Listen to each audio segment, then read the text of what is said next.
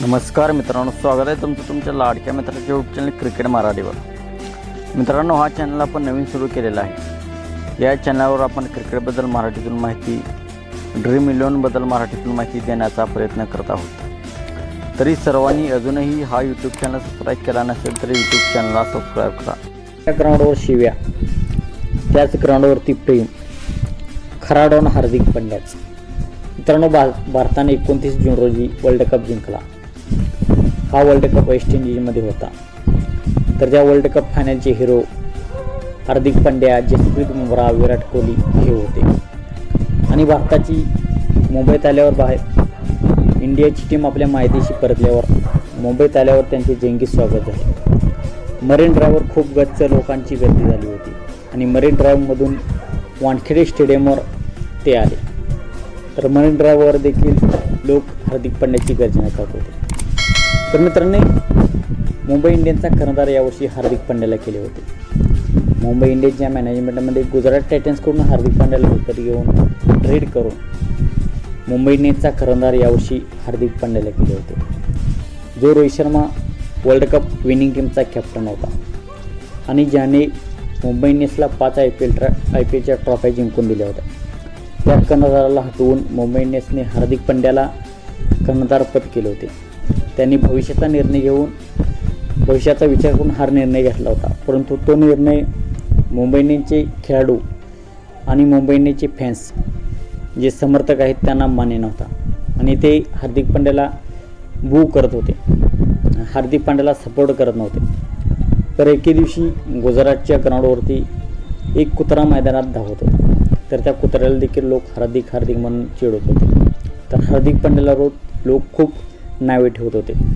कोणी छपरी बोलत होते, कोण बोलत होते ॲटिट्यूड खूप आहे, कोण बोलत होते रोहित शर्मात आम्हाला कर्णधार हवा आहे। या स्थितीतून हार्दिक पांड्या गुजरला आहे, परंतु या वर्ल्ड कपमध्ये हार्दिक पांड्याने चांगली कामगिरी केली आहे। बॅटिंग आणि बॉलिंग दोन्हीकडून त्याने चांगली कामगिरी केली आहे आणि फायनलमध्ये देखील त्याने चांगली कामगिरी केली।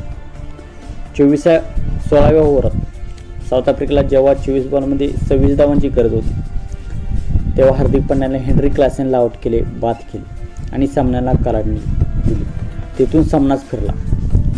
तर हेनरी क्लासेनने मागील अक्षर पटेलच्या ओव्हरमध्ये 24 धावा केल्या होत्या आणि साऊथ आफ्रिकेला फक्त 24 बॉलमध्ये 26 धावा बनवायच्या होत्या।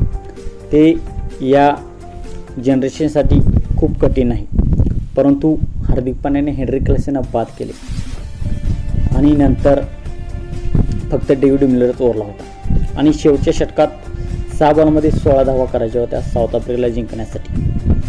तेव्हा हार्दिक पांड्या बॉलिंगला आला। तर पहिल्याच बॉलमध्ये त्याने डेव्हिड मिलरला बाद केले। सूर्यकुमार यादवने तो झेल अप्रतिम घेतला, परंतु हार्दिक पांड्याने डेव्हिड मिलरला बाद केले आणि तो वर्ल्ड कप फायनलचा हिरो ठरला। आणि नंतर मॅच झाल्यावर प्रेझेंटेशनला रोहित शर्माने त्याला कडेवरती उचलून घेतले।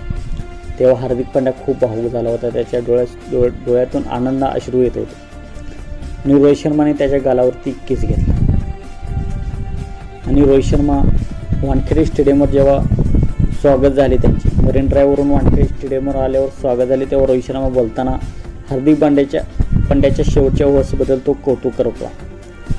तेव्हा देखील हार्दिक पांड्याच्या डोळ्यात अश्रू येत होते आणि लोक हार्दिक असे गर्जना करत होते, घोषणा करत होते। ज्या स्टेडियमवर हार्दिक पांड्याला शिव्या लोक देत होते, त्याच स्टेडियमवर त्याची गर्जना करू लागले। रोहित शर्मा बोला, हार्दिक पांड्याच्या ओव्हर्समुळे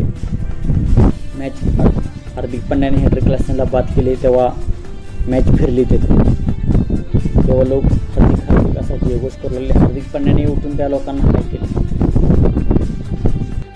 ज्या ग्राउंडवरती त्याला शिव्या खाव्याला आल्या, त्याच ग्राउंडवरती हार्दिक पांड्या खरा डॉन झाला आणि त्या ग्राउंडवरती त्याची गर्जना लोक करू लागले। तर मित्रांनो, आपल्याला काय वाटते, हार्दिक पांड्यामुळेच आपण वर्ल्ड कप जिंकला का? हार्दिक पांड्याने हेनरी क्लासेनची विकेट घेतली नसती तर हेनरी क्लासेन शेवटच्या षटकापर्यंत सामना जाऊही देत नव्हता। आपल्याला काय वाटते आपण कमेंट सेक्शनमध्ये सांगा। आणि मित्रांनो, आपण चॅनलवरती नवीन असाल तर आमचं यूट्यूब चॅनल सबस्क्राईब करा। थँक्यू। जय महाराष्ट्र मित्रांनो।